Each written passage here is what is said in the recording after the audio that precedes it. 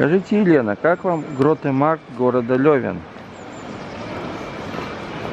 No comments?